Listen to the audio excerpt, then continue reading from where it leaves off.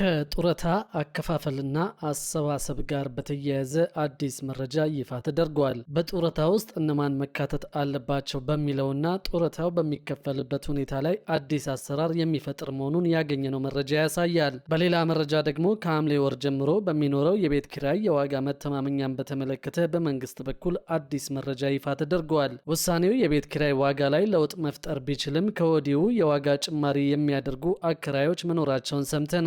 የጡረታ ክፍያ፣ የቤት ኪራይ፣ የማስተርስ ዲግሪ፣ የትራንስፖርትና ሌሎች አዳዲስ መረጃዎችን በተመለከተ አንድ በአንድ መረጃዎቹን ወደ እናንተ እናደርሳለን። እስከ መጨረሻው አብራችሁን ቆዩ። ከሐምሌ ወር ጀምሮ በሚኖረው የቤት ኪራይ የዋጋ መተማመኛ ሊወሰን መሆኑን መንግስት ይፋ አድርጓል። በአዲስ አበባ ከተማ የመኖሪያ ቤት ኪራይ ዋጋን ፍትሐዊ፣ ሳይንሳዊና ምክንያታዊ በሆነ መንገድ ለመወሰን የተዘጋጀ የዋጋ መተማመኛ ጥናት ቀርቦ በባለድርሻ አካላት ፊት ውይይት ተካሂደዋል። የአዲስ አበባ ቤቶች ልማትና አስተዳደር ቢሮ ኃላፊ ቅድስት ወልደ ጊዮርጊስ እንደገለጹት ከተማ አስተዳደሩ የኑሮ ጫናን ለመቀነስና በቤት ኪራይ ገቢ ውስጥ የተሳተፉ ህገወጥና ዘፈቀዳዊ አሰራሮችን ለመግታት በተከታታይ እየሰራ ነው ብለዋል። እንደ ኃላፊዋ ገለጻ በ2016 ዓ.ም የተከናወነው ሰፊ የአከራይና ተከራይ ውል ምዝገባ በዘርፉ አዲስ ምዕራፍን የከፈተ ሲሆን አሁን የቀረበው የኪራይ ዋጋ መተማመኛ ጥናትም የውል ማደስ ሂደትን ፍትሐዊና ግልጽ ለማድረግ እንደሚያግዝ ተናግረዋል።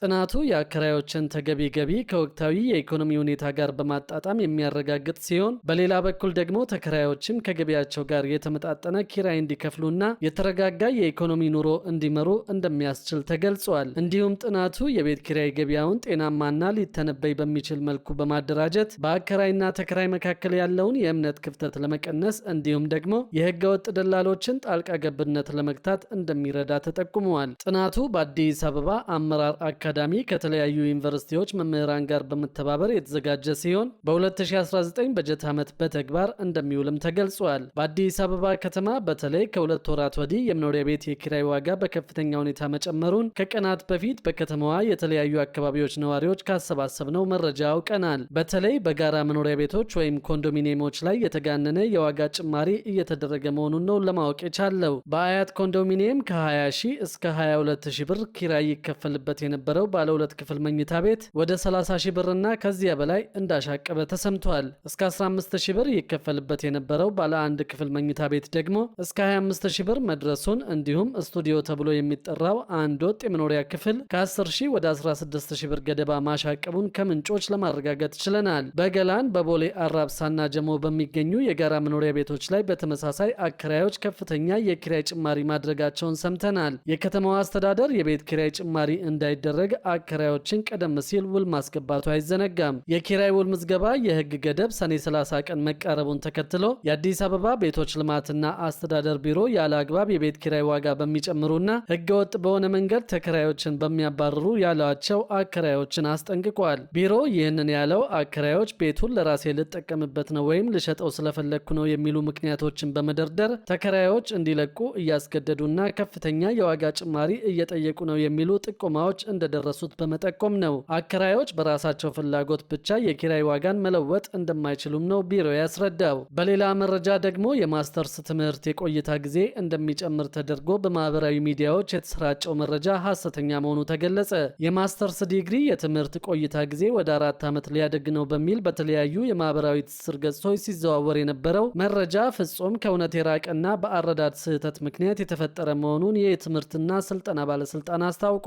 ባለስልጣን መስሪያ ቤቱ ባወጣው ማሳሰቢያ በትምህርት ቆይታው ላይ ምንም አይነት የተቀየረ ደንብም ሆነ መመሪያ አለመኖሩን በይፋ አረጋግጧል።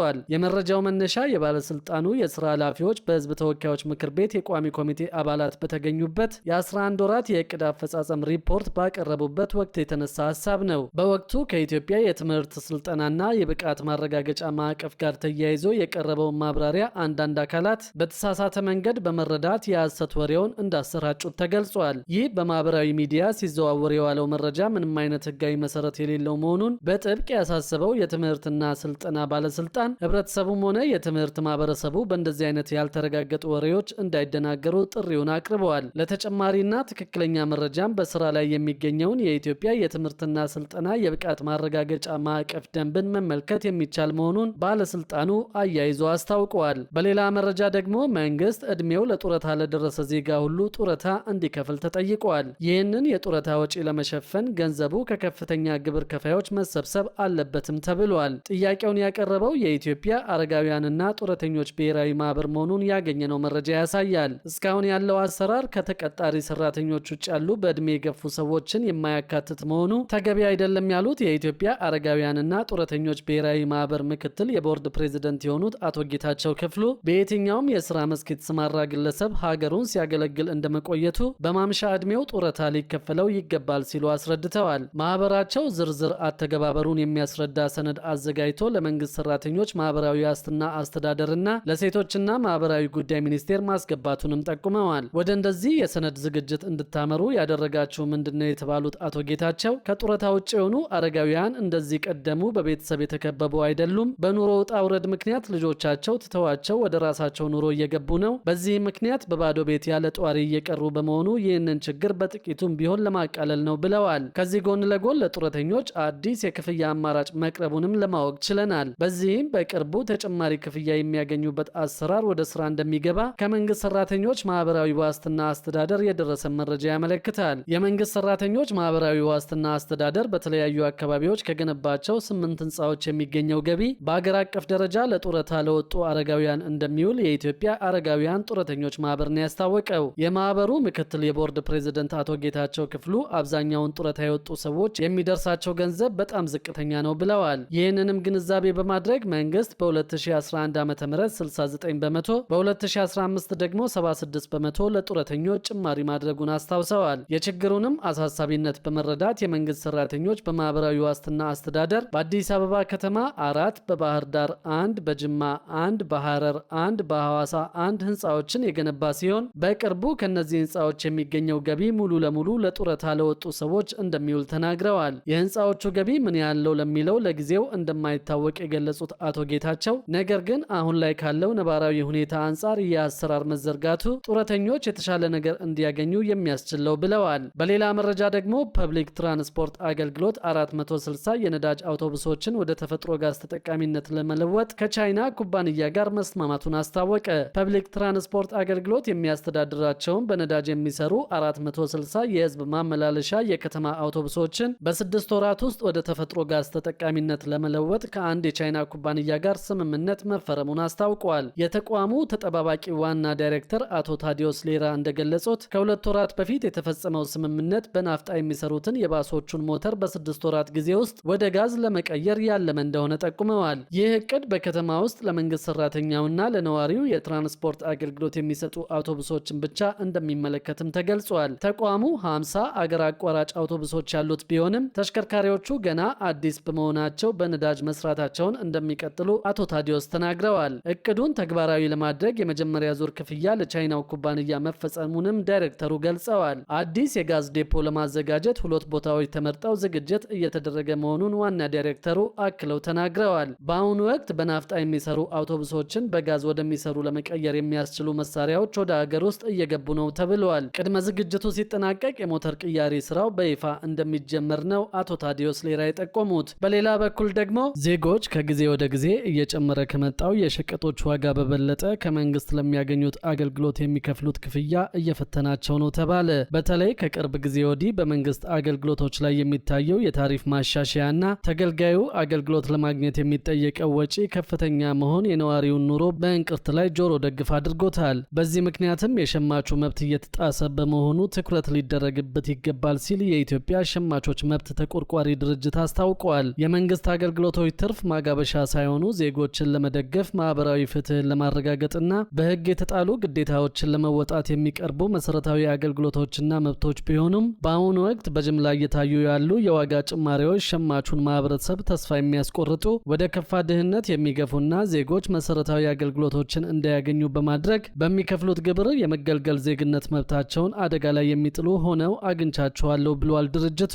የተለያዩ የመንግስት ተቋማት ያደረጓቸው የዋጋ ጭማሪዎች የማክሮ ኢኮኖሚውን ህመምና የህዝቡን የደሞዝ ወለል ያላገናዘቡ የሸማቹን ኪስ ሙሉ በሙሉ የሚያራቁቱ መሆናቸውን ያነሳ ሲሆን የኢሚግሬሽንና ዜግነት አገልግሎት የአዲስ ፓስፖርት ክፍያ፣ በአዲስ አበባ ከተማ አስተዳደር አዲሱ የተሽከርካሪ ሰሌዳ ዋጋ፣ የቴሌኮም አገልግሎቶችን ጨምሮ ሌሎች አገልግሎቶች ላይ የተወጣን ጭማሪ እንደማሳያም አንስተዋል። በእነዚህና በሌሎች የመንግስት ተቋማት የአገልግሎት ጭማሪዎች አገልግሎት አገልግሎት ፈላጊው ማህበረሰብ እየተፈተነ እንደሆነ ተመልክተናል ሲል የኢትዮጵያ ሸማቾች መብት ተቆርቋሪ ድርጅት አስታውቀዋል። በሌላ በኩል ደግሞ በተለያዩ አካባቢዎች የቤቶች ፈረሳ በአዲስ መልኩ መቀጠሉን የደረሰ መረጃ ያመለክታል። ከአዲስ አበባ በተጨማሪ በሌሎች ከተሞች የቤቶች ፈረሳ እንደሚቀጥል የተገለጸ ሲሆን ነዋሪዎች ከንብረታቸው በኃይል እንደሚነሱና በወቅቱም ካሳ እንደማይከፈላቸው ነው የተገለጸው። ሰዎች ከንብረታቸው ላይ ለልማት በኃይል እንደሚነሱ በወቅቱ ካሳ እንደማይከፈላቸውና ከንብረታቸው ላይ ሲነሱ ስለ ልማቱ አስቀድሞ ውይይት ከባለመብቶች ጋር እንደማይካሄድ የህዝብ እንባ ጠባቂ ተቋም ነው ያስታወቀው።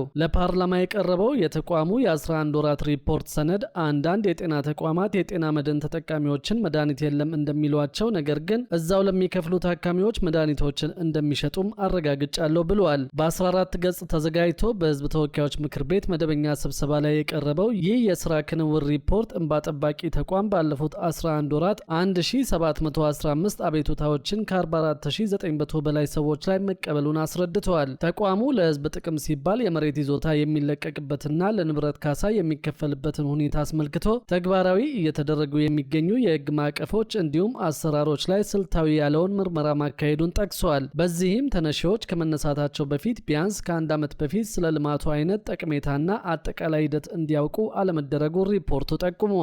እንዲለቁ በተወሰነው ቦታ ከሚገኝ ተነሺዎች ካሳ የሚከፈልባቸውን ንብረቶች የልኬት መጠን መረጃ አለመሰብሰቡና ሊከፈላቸው የሚገባው ካሳ እንዳልተወሰነም እንባ ጠባቂ በሪፖርቱ አስታውቀዋል። በተጨማሪም ካሳ እንዲከፈላቸው ከተወሰነ በኋላም ሳይከፈላቸው ዓመታት ሊፈጅ እንደሚችል ማወቁን ጠቅሷል። ባለመብቶቹ በኃይል ከተነሱ በኋላ መብታቸውን ለማስከበር በተለያዩ ተቋማት አቤቱታ ለማቅረብ መገደዳቸውን ነው የእንባ ጠባቂ ሪፖርት ያሳየው። የህዝብ እንባ ጠባቂ ተቋም ሰዎች ከንብረታቸው ላይ ለልማት በኃይል እንደሚነሱ በወቅቱ ካሳ እንደማይከፈላቸውና ከንብረታቸው ላይ ሲነሱም ስለ ልማቱ አስቀድሞ ውይይት ከባለመብቶች ጋር እንደማይካሄድ ባስረዳበት ሪፖርቱ የተጠቀሱት ድርጊቶች የተፈጸሙበትን ቦታም ሆነ ጊዜውን አልጠቀሰም። ድርጊቱ ግን ለህዝብ ጥቅም ሲባል የመሬት ይዞታ የሚለቀቅበት፣ ካሳ የሚከፈልበትና ተነሺዎች መልሰው የሚቋቋሙበትን ሁኔታ ለመወሰን የወጣ አዋጅን በግልጽ የሚቃረን እንደሆነ ተቋሙ አስረድተዋል። ከመድኃኒት አቅርቦት ጋር በተያያዘ ደግሞ በተሰራ የቁጥጥር ስራ በአንዳንድ የጤና ተቋማት ክፍያ ለሚፈጽሙ ታካሚዎች መድኃኒት ሲቀርብ ለጤና መድን ተጠቃሚዎች መድኃኒት እንደሌለ ይነገራቸዋል ብለዋል። በዚህም ምክንያት ተገልጋዮች ለተጨማሪ ወጪና እንግልት እየተዳረጉና ለአስተዳደራዊ በደል እየተጋለጡ እንደሆነ ሪፖርቱ ዘርዝረዋል። በጤና ተቋማት የቅሬታ አቀራረብ ስርዓት እንዳለ የጠቀሰው የተቋሙ ሪፖርት ነገር ግን ግልጽ የሆነ አሰራር ሂደት ባለመዘርጋቱ ቅሬታቸውን በቀላሉ ማቅረብ አልቻሉም ብለዋል። የማህበረሰብ አቀፍ ጤና መድን አባላትና ቤተሰቦቻቸው የማህበረሰብ አቀፍ ጤና መድን ተቋሙ በሚያቀርባቸው የጥቅም ማዕቀፎች ውል ከተያዘባቸው ጤና ተቋማት ያለ ክፍያ የማግኘት መብት እንዳላቸው የህዝብ እንባ ጠባቂ ተቋም አስረድተዋል። ይሁንና መድኃኒት በአይነትና በመጠን እየቀረበ ባለመሆኑ የማህበረሰብ ጤና መድን ተጠቃሚው ህብረተሰብም ሆነ በግል የሚታከመው ማህበረሰብ ተገቢውን አገልግሎት እያገኘ ባለመሆኑ ለከፋ ወጪና እንግልት እየተዳረገ ስለሆነ የተለዩ ክፍተቶች በቀጣይ እንዲታረሙ በምክረ ሀሳቡ ሰጥቷል። በደቡብና ማዕከላዊ ኢትዮጵያ ክልሎች አንዳንድ ወረዳዎችና ከተማ አስተዳደሮች ለተለያዩ የልማት ስራዎችና ለማህበራዊ አገልግሎቶች በሚል ከሰራተኞች ያለፈቃዳቸው ደሞዝ እንደሚቆረጥባቸው እንባ ጠባቂ ተቋም አረጋግጫለሁ ብሏል። ድርጊቱ ከህግ አግባብ ውጭ ነውና ያለ ሰራተኞች ፈቃድ ደሞዛቸውን መቁረጥ ተገቢ እንዳልሆነም አሳስበዋል። በደቡብ ኢትዮጵያ ክልል አንዳንድ ወረዳዎች ደግሞ ከህግ ውጭ በአንድ የስራ መደብ መታወቂያ ቁጥር ላይ ከአንድ በላይ ቅጥር መፈጸሙን አሳውቀዋል። በሌላ በኩል ደግሞ አስደንጋጭ የሚባል የመሬት ነጠቃ እየተካሄደ መሆኑን ሰምተናል። በአዲስ አበባ ከተማ ውስጥ እየተካሄደ በሚገኘው የመሬት ነጠቃ የተጠናከረ ሲሆን ባለፉት 6 ወራት ብቻ 14 ሄክታር መሬት ከግለሰቦች ላይ እንዲነጠቅ መደረጉን አውቀናል። በአዲስ አበባ ከተማ ውስጥ ትልቅ መጠን ያለው የመሬት ማስመለስ በመከናወን ላይ እንደሚገኝም ነው የተገለጸው። ባለፉት ጥቂት ወራት ውስጥ ከ14 ሄክታር በላይ መሬት ለግንባታ ስራ ብለው ወስደው ቆፍረው ከተቡ ግለሰቦች ላይ እንዲነጠቅ በማድረግ መልሶ እንዲለማም ተደርጓል።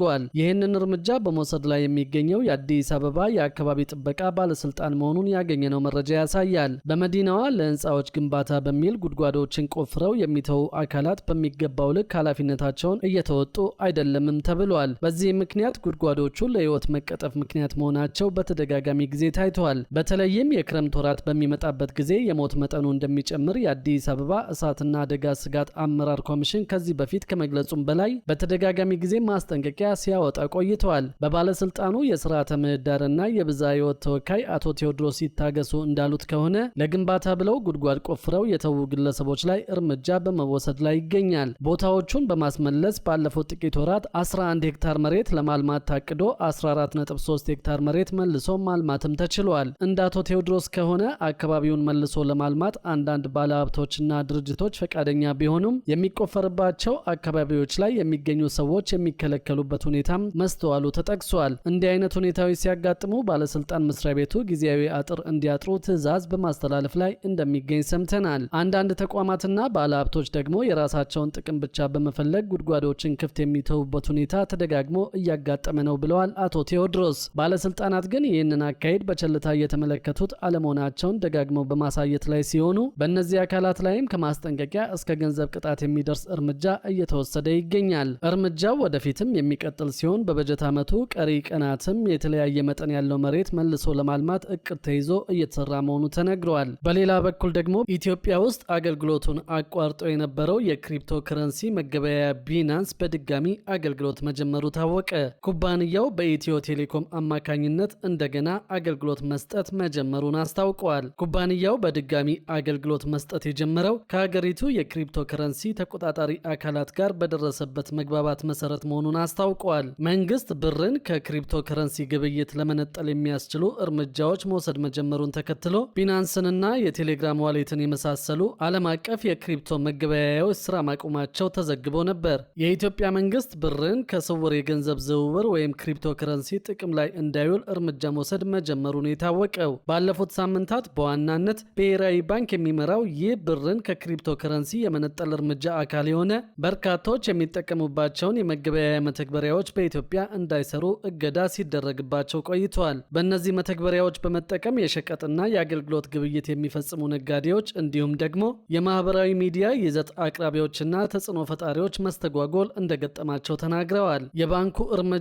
በውጭ ምንዛሪ ትይዩ ገበያው ላይ የያዘውን ጥብቅ ቁጥጥር አካል መሆኑን ለጉዳዩ ቅርበት ያላቸው ምንጮች ተናግረዋል። የባንኩ እርምጃ የኢትዮጵያን ብር የክሪፕቶ ከረንሲ መገበያያ ያደረጉ ተቋማትን በማግባባት ለባንኮች መመሪያ በመስጠትና መተግበሪያዎች ኢትዮጵያ ውስጥ እንዳይሰሩ በማድረግ ስልት ላይ የተመሰረተ እንደሆነ ታውቋል። በዚህም በኢትዮጵያ በርካታ ደንበኞችን ያፈሩ የክሪፕቶ ተቋማት በኢትዮጵያ ብር የሚደረጉ የክሪፕቶ ምንዛሪ ግብይቶችን እያቆሙ ይገኛሉ። እንደ ባይቢት፣ የቴሌግራም ዋሌት ያሉ ዓለም አቀፍ የክሪፕቶ መገበያያዎች የኢትዮጵያን ብር ከክሪፕቶ ግብይት ዝርዝር ውስጥ ሙሉ በሙሉ ማውጣታቸውም ታውቋል። የክሪፕቶ ግብይት በአብዛኛው የሚመራው በጥቁር ገበያ የምንዛሪ ተመን በመሆኑ ብሔራዊ ባንክ ለነጻ ገበያ ለተወው የውጭ ምንዛሪ ገበያ መረጋጋት እንደ ትልቅ ፈተና እንደወሰደው ታውቋል። ባንኩ ከ3 ወራት ገደማ በፊት በብር የሚደረጉ የክሪፕቶ ግብይቶች በኢትዮጵያ ያልተፈቀደ ህገወጥ ተግባር መሆኑን ገልጦ ነበር። ማንኛውም በብር የሚደረጉ የክሪፕቶ ግብይቶች ያለ ባንኩ ፈቃድ ማከናወን የተከለከለ መሆኑንም ማሳሰቡ ይታወሳል። በሌላ መረጃ ደግሞ የሪል ስቴት ኩባንያዎች ቤት የሚሸጡበትን አማካይ ዋጋ መተመን የሚያስችል ጥናት እየተካሄደ መሆኑ ተነግሯል። የሪል ስቴት ኩባንያዎች ለቤት ግንባታ ወጪ ያደረጉትን መሰረት ያደረገ አማካይ የሽያጭ የዋጋ ተመን እንዲኖር የሚያስችል ጥናት እየተካሄደ መሆኑን የኢትዮጵያ ሪል ስቴት አልሚዎች ማህበር ነው ያስታወቀው። የኢትዮጵያ ሪል ስቴት አልሚዎች ማህበር ዋና ጸሐፊ ኢንጂነር ዝናቡ ተበጀ እንደገለጹት በኢትዮጵያ የሚገኙ ሪል ስቴቶች ቤት የሚሸጡበት አማካይ ዋጋ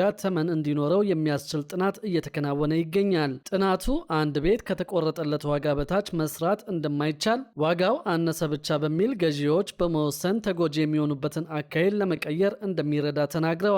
በገበያ ውስጥ ከ50 ሺህ እስከ 400 ሺህ ብር በካሬ ሜትር የሚሸጡ የሪል ስቴት ኩባንያዎች መኖራቸውን፣ በተለይ መነሻ ዋጋው አንድ የሪል ስቴት ኩባንያን ያሰራል ወይ፣ የማርኬቲንግ፣ የፋይናንስ፣ የግብር እንዲሁም የመሬት ክፍያን ጨምሮ ግንባታው በአጠቃላይ የሚፈጀው ወጪን መሰረት ያደረገ እንደሆነ ጥናቱ እንደሚያስችል ተናግረዋል። በጥናቱ መሰረት በከፊልና ሙሉ ለሙሉ ያለቁ ቤቶች ዋጋቸው ስንት ይሁን የሚል አማካይ የዋጋ ተመን እንደሚቆረጥም ገልጸዋል። ጥናቱን ማድረግ ያስፈለገበትን ምክንያት ሲያስረዱም አንዳንድ የሪል ስቴት ኩባንያዎች ሌሎች ኩባንያዎች የሚሸጡበት ዋጋ ተጽዕኖ አሳድሮባቸው ተመሳሳይ ዋጋ የሚያስከፍሉበትን አሰራር መኖሩን ማህበሩ ከደረሰበት ግንዛቤ መነሻ በማድረግ መሆኑን ኢንጂነር ዝናቡ ገልጸዋል። አጠቃላይ ወጪዎችን መሰረት ያደረገ የዋጋ ተመን እንዲኖር ጥናቱ እንደሚረዳ አስረድተው ጥናቱ የሪል ስቴት ኩባንያዎችን በዚህ ዋጋ ሽጡ ለማለት እንዳልሆነና አንድም ቤት ያለ ዋጋው ልሽጥላችሁ ብሎ የሚመጣ ሪል ስቴት ኩባንያን እንዴት ብሎ መጠየቅ የሚያስችል እንደሚሆን ጠቁመዋል። ከዚህ በፊት ዋጋው ርካሽ ነው በሚል ገንዘባቸውን ሰጠው የከሰሩ ዜጎች መኖራቸውን ያስታወሱት ኢንጂነር ዝናቡ የዋጋው ተመን ቤቶች የተገነቡበትን ቦታ ያማከለ እንዲሆን እንደሚያስችልም ተናግረዋል። የሪል ስቴት ኩባንያዎች አማካይ ዋጋው እስከሚወጣ የራሳቸውን አጠቃላይ አጠቃላይ የግንባታ ወጪያቸውን መሰረት ያደረገ ተመን እንዲኖራቸው በኃላፊነት ሊሰሩ እንደሚገባ አሳስበዋል። በሌላ መረጃ ደግሞ ሐሰተኛ የሂሳብና የኦዲት ሪፖርት ባቀረቡ 47 ባለሙያዎች ላይ እርምጃ መወሰዱ ተገለጸ። ሐሰተኛ የሂሳብና የኦዲት ሪፖርት ማቅረብን ጨምሮ 13 ያህል የሕግ ጥሰቶችን የፈጸሙ 47 የሂሳብና የኦዲት ባለሙያዎች ሪፖርት አቅራቢ ድርጅቶችና አካላት የተለያየ ሕጋዊ እርምጃ እንደተወሰደባቸው የኢትዮጵያ ሂሳብ አያያዝና ኦዲት ቦርድ ገለጸ። የቦርዱ የሕግ ማስከበር ዳይሬክቶሬት ተጠባባቂ ስራ አስፈጻሚ አቶ ዘውዱ ጌታቸው እንደገለጹት ቦርዱ ከሐምሌ 2017 ዓ.ም ጀምሮ እስከ ሰኔ ወር 2018 ዓ.ም ባለው ጊዜ ውስጥ በሂሳብና በኦዲት ባለሙያዎች ሪፖርት አቅራቢ አካላትና ድርጅቶች ላይ ክትትል አድርጓል። የሂሳብና የኦዲት ሪፖርትን ደረጃውን ጠብቆ ባለመስራት 2 ከቦርዱ የተሰጠ የሙያ ፍቃድ ሳይኖራቸው ሐሰተኛ የሂሳብና የኦዲት ስራ ፍቃድ ማዘጋጀትና መጠቀም 3 የወሰዱትን ፈቃድ ለቦርድ ተመላሽ ሳያደርጉ ተቀጥሮ መስራት 5 ለኦዲት ስራ ጥራት ምርመራ ቁጥጥርና ክትትል ስራ ተባባሪ ባለመሆን 2 የደንበኞችን ስራዎች ወይም ሪፖርቶች ከቦርዱ ፍቃድ በሌለው ሰው ተፈርመው እንዲወጡ ማድረግ 1 በአጠቃላይ 13 የሕግ ጥሰቶች መፈጸማቸውን ገልጸዋል። በዚህም ምክንያት ሕጋዊ እርምጃ እንደተወሰደባቸው ነው ያስረዱት። በራስ ባልተዘጋጀ የሂሳብ መግለጫ ፊርማና ማህተም በማድረግ 2 የሙያ ፍቃድን ለሌላ ሰው አሳልፎ መስጠት ወይም የሙያ ስራን በውክልና በማሰራት 2 ሐሰተኛ መረጃን በማቅረብ ወይም በመስጠት 2 የደንበኞችና የሰራተኞች መረጃን አደራጅቶ ባለመያዝ 3 ከደንበኞቻቸው ጋር የስራ ስምምነት ሳያደርጉ የሂሳብና የኦዲት ስራ መስራት 2 ለስራ አስፈላጊ የሆነ ቢሮ ይዞ ባለመስራት 3 የመረጃ ልውውጦችን ለቦርዱ እንዲያሳውቁ በሚጠበቅባቸው ጊዜ ውስጥ ባለማሳወቅ 20 በአጠቃላይም 47 የሂሳብና ኦዲት ባለሙያዎች ሪፖርት አቅራቢ ድርጅቶችና አካላት የሕግ እርምጃ እንደተወሰደባቸው ጠቁመዋል። የሕግ ጥሰቶቹ በሂሳብና የኦዲት ባለሙያዎች ድርጅቶች በሪፖርት አቅራቢ አካላት በተደጋጋሚ የተፈጸሙ መሆናቸውንም ገልጸዋል። ቦርዱ በሕግ በተሰጠው ስልጣን መሰረት ከላይ የተዘረዘሩትን ጥፋቶች በፈጸሙ አካላት የሙያ ፍቃድ መሰረዝ፣ የሙያ ፍቃድ ለተወሰነ ጊዜ ማገድ፣ በተመረጡ የኦዲት ደረጃዎች ላይ ስልጠና ወስደው ማስረጃ እንዲያቀርቡ ማድረግ፣ የሂሳብ መግለጫዎችን ደረጃውን ጠብቀው በድጋሚ አዘጋጅተው እንዲያቀርቡ ማድረግ፣ የገንዘብ መቀጮ፣ የጽሑፍ ማስጠንቀቂያ መስጠቱን ተናግረዋል። ወንጀል ነክ የሆኑ ጉዳዮች ተጨማሪ የሕግ ምርመራ ተደርጎባቸው እርምጃ እንዲወሰድባቸው ለፍትህ አካላት መተላለፋቸውንም ነው አቶ ዘውዱ ጨምረው የተናገሩት። የኢትዮጵያ የሂሳብ አያያዝና ኦዲት ቦርድ በኢትዮጵያ የሂሳብ ሪፖርት አዘገጃጀትና ኦዲት አደራረግ ስርዓት ላይ ዓለም አቀፍ ደረጃዎችን በማስተዋወቅ ግልጽነትን፣ እምነትንና የሕዝብ ጥቅምን ማስጠበቅ ዓላማው አድርጎ